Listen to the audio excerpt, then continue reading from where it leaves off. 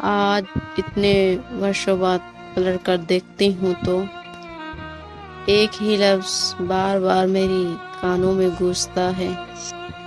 सौतेली माँ, ताउम्र से एक ही शब्द से लड़ती चली आ रही हूँ मैं। अब तो ये मेरी जैसे पहचान बन गई है।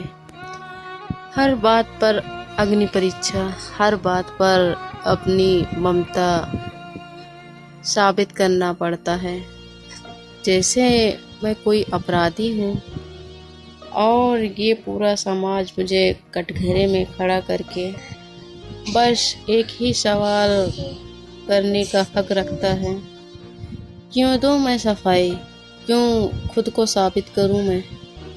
माँ सिर्फ माँ होती है, उसकी ममता सगी या सौतेली नहीं होती। लेकिन कौन समझता है इन भावनाओं को? दो कौड़ी की भी कीमत नहीं है मेरी इन भावनाओं को। नंदनी आज ना जाने किस उद्भेड़न में आज खड़ी थी। आज ही क्यों, वो तो हर दिन खुद को इस सवाल पर से तौलती रहती है अपने आप को, जिनका जवाब किसी के पास नहीं होता। धूप को आंचल में भरने कोशिश में जुटी थी नंदनी। कभी झील में चांद को अक्ष थाम लेने की चाहत रखती थी, कभी उड़ती खुशबू को मुट्ठी में कैद करने की आतुर हो जाती थी। लेकिन वह जानती नहीं थी यह सब संभव नहीं है। हर बार तरसती निगाहों से सबकी ओर देखती है, कहीं कोई उससे प्रशंसा भरे शब्द कह दे, लेकिन कभी ऐसा नहीं होता था। समय इसी तरह गुजरता रहा। आज आंगन में चांदनी से भरा था। बालकनी में खड़ी अचानक से श्रेया बोली,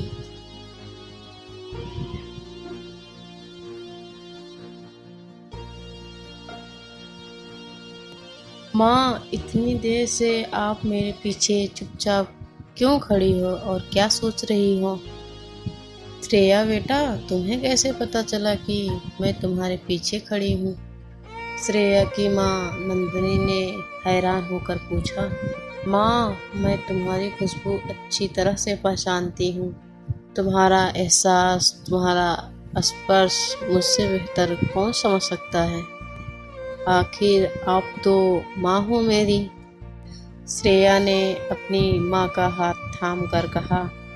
माँ, क्या अब भी आप दुविधा में हो? मैं सही हूँ ना माँ? श्रेया ने एक गहरी दृष्टि डालते हुए अपनी माँ से कहा। सही गलत तो मैं खुद नहीं समझ पा रही हूँ।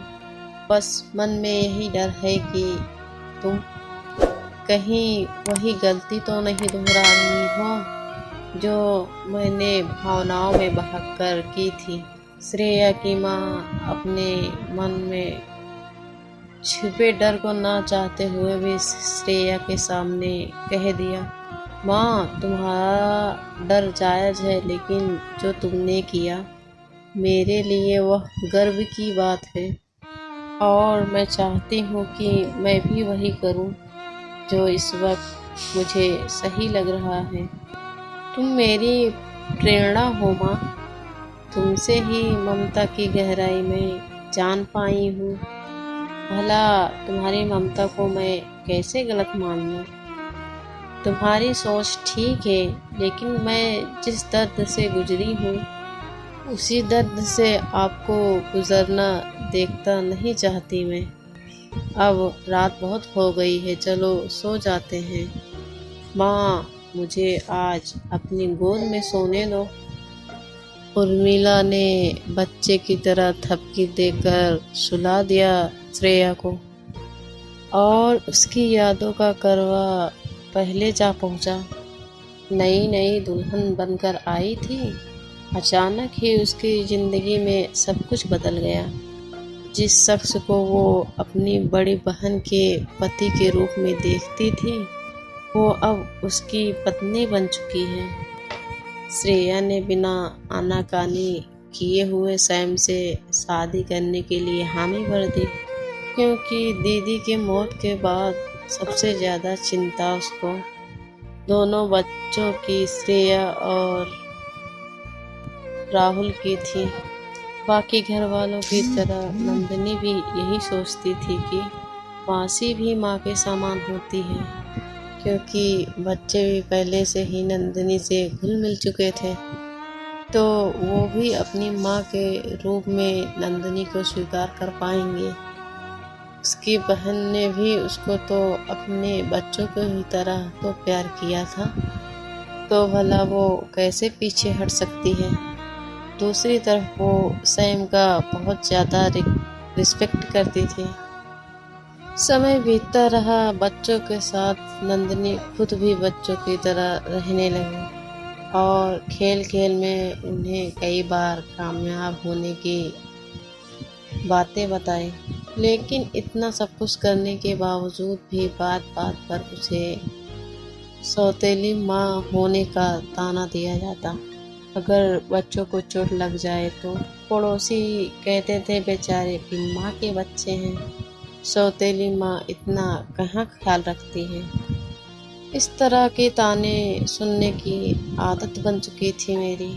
लेकिन सबसे ज़्यादा तकलीफ तब होती थी जब अपने कोई इस दर्द को और बढ़ा दे, तो चाहे बच्चों का जन्मदिन हो या फिर अचीवमेंट हो, हर बार घर के करीबी रिश्तेदार यह सब कहने से पीछे नहीं हटते थे। आज इनकी अपनी माँ जिंदा होती तो कितनी खुशी की बात होती। सैम, मुझे खुशी है कि आज भी ये लोग दीदी को बहुत याद करते हैं, लेकिन बात बात पर मुझे सौतेलापन होने का एहसास दिलाया जाता है। मैं हर तरह से आपके बच्चों को अपना ही बच्चा समझती हूँ, और यह भी बता दूँ कि यह अपना फर्ज समझकर नहीं बल्कि अपने बच्चों की तरह अपनापन, प्यार, एहसास दिलाती हूँ। नंदिनी ने सैम से अपने दिल की बात कही। नंदिनी, तुम अपना फर्ज अच्छे से निभा रही हो ना, लेकिन लोगों को तुम्हें पता ही है कि बिना सोचे समझे कुछ भी कह देते हैं। उनकी बातों को तुम इतनी अहमियत मत दिया करो, सिर्फ आप खुद को भी तकलीफ दोगी ना, सैम ने नंदिनी को समझाया। सैम की बातों से नंदिनी का मन थोड़ा हल्का हुआ, लेकिन वो भी यह जानती थी कि उसकी पीड़ा सैम को गहराई का अंदाजा तक नहीं मालूम है। जब उसके सामने ही उसकी ममता पर सवाल किया जाता है तो तब मेरे दिल पर क्या गुजरती है, यह कोई नहीं समझ सकता।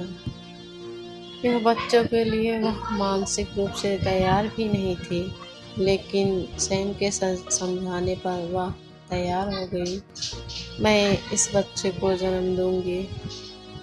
और नंदिनी ने कुछ दिनों बाद एक बेटी को जन्म दिया। सैम और नंदिनी बहुत खुश थे। श्रेया ने भी गुड़िया को देखकर कहा, माँ, ये बिल्कुल मेरी तरह दिखती है। सब लोग उसकी मासूमियत पर हंसने लगे। श्रेया और राहुल के उम्र में मात्र 1 साल का ही फर्क था। अगला पार्ट सुनने के लिए मेरे चैनल को सब्सक्राइब करें, और स्टोरी अच्छी लगी हो तो लाइक करें, शेयर करें, कमेंट करें।